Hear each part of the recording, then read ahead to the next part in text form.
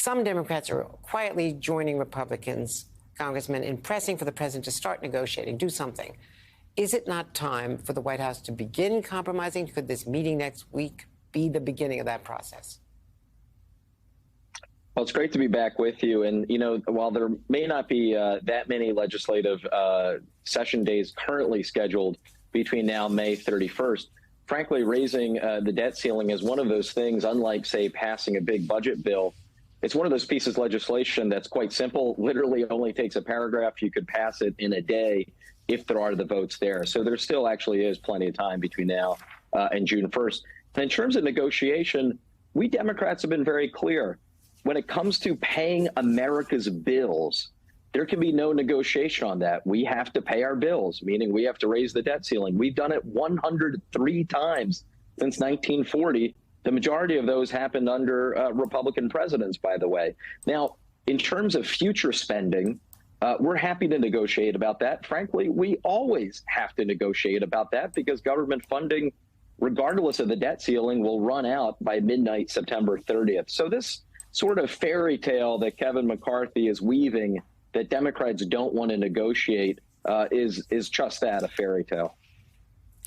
The Speaker McCarthy's House bill passing, even though very small, you know, they squeaked through 217 to 215, but the fact that he did pull his caucus together to get it passed, does that increase his leverage in the talks next week?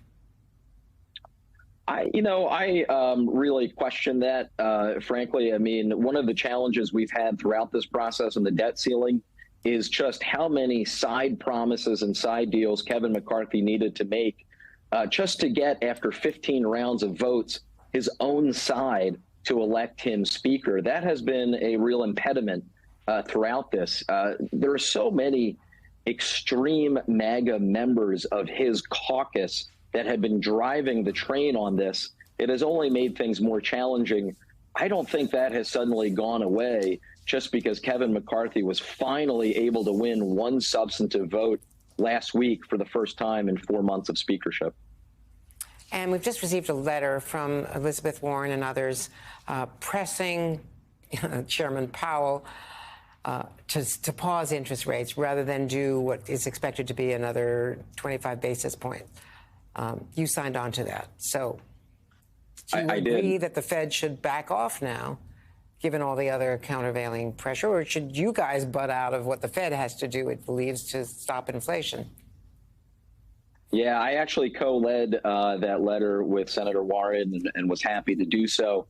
I respect the independence of the Fed. They are obviously going to independently make that decision, but it doesn't preclude me or any other member of Congress or any other citizen from speaking up and pointing out that the Fed has raised rates so steeply, so quickly, that is having a profound effect on our economy. By their own measures, they are going to cause unemployment as a result of what they're doing, an increase in unemployment for which they have no real response. So I believe a pause here is appropriate. We still, as we've been reminded today, don't know the full extent of the banking crisis. So I think a pause would be a wise decision. We do not want to have a mistake of going so extreme in the rate hikes that we end up bringing about a recession that is completely unnecessary.